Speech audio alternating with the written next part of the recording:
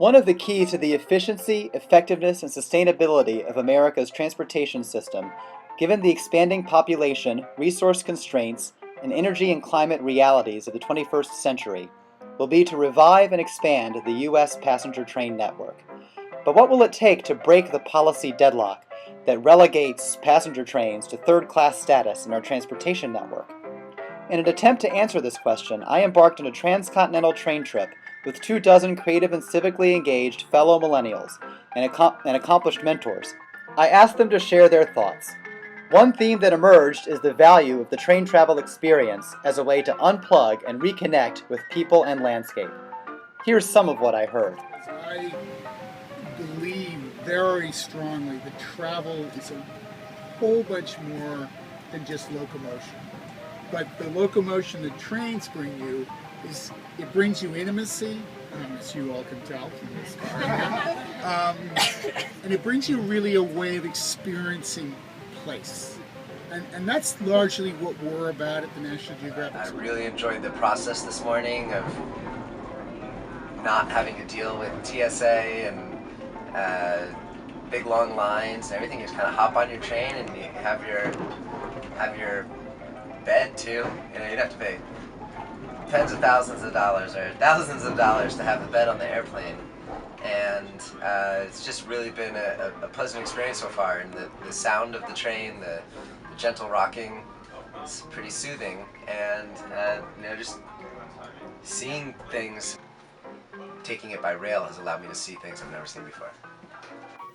I think if I was driving across the country, I would sort of, plan my own route and have my own ideas for what cities I would choose, and having sort of this overall route dictated a little bit is interesting, because you have to let yourself go to a certain extent. You have to lose a certain amount of agency and just let the train take you where it's going to take you.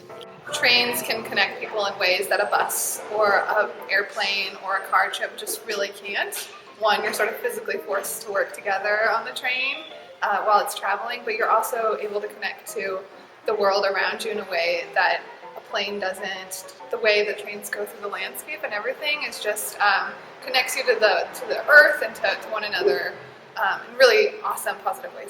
Most of the time, I've taken the train ride to go visit family or with family, and having that experience where you're sort of all together. You can do that in a car, but it feels a little bit more constrained, I would say, in a car. An airplane usually serves to get you to a location, where a train is part of the adventure. Using the train journeys were also an important part of our independence struggle. Like, people used to travel in the trains for all the protests and the marches and everything. So even Mahatma Gandhi got his idea on the train journey. That's when he started thinking about that India should get independence and so on. And so trains are like sort of an instrumental part for social change even in India. This is really famous quote by somebody, I don't remember, but I really love this. If you wanna travel through America and not see America, use the interstate.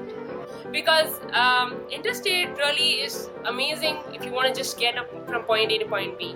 But I think if you really want to experience America, get to see its landscapes, get to see all these beautiful cornfields and all these amazing experiences, then one should really spend time in the train, because obviously in the air you don't even see anything in the airplanes, but in the trains you actually get the time to sort of spend time with your own self, So the idea of being disconnected actually appealed to me, because actually reading a recent Fast Company, the subject of the whole issue was about unplugging, and to me, being able to take a train and be unplugged and disconnected from the rest of the world with a lot of like-minded people in a very closed and very captive environment seemed like something that it's kind of maybe a once-in-a-lifetime opportunity. So, and do it while I'm young, so that I can really appreciate, the landscape and the world around me. I usually take the express train. It's 44 minutes, and it's always kind of time for me to kind of like, again, unplug, which is so weird because it's just 44 minutes, but it's like a really, I actually look forward to going on the train to be able to kind of disconnect from things for 44 minutes. It lets me, it's the only time I'm ever able to read.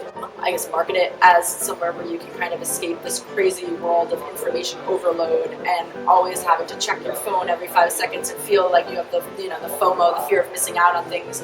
This is the one time I have, the only FOMO I've had on this trip is missing out on seeing something beautiful out a window because I'm have my shade down in my room because I'm trying to sleep at night, and like there's times when I wake up in the middle of the night and I like have to like pull the shade up in my like little train car because I'm like, oh crap, what if I'm missing something right now that's out the window? And it's the first time I've kind of had that instead of basically pulling out my phone to make sure I didn't feel like it vibrate because if a text came through, I'm pulling up a window to look at the beautiful landscape outside.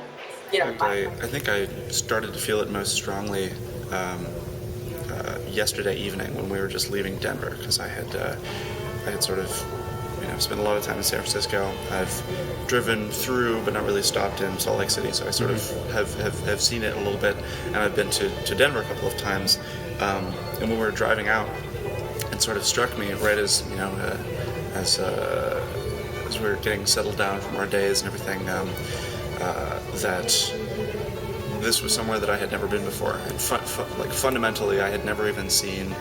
I hadn't even been in the approximate region. It was just like it was a totally new experience. And I was looking out, and I remember thinking to myself, that really looks like a really high resolution desktop wallpaper out there in the field that I'm seeing. But you know, wait a minute, this is higher resolution than any picture that you can get. And I just sort of sat there transfixed, sort of watching things go by. I don't know. I'm hoping that our kind of our culture is moving more in that direction where they kind of want it to breathe, I guess.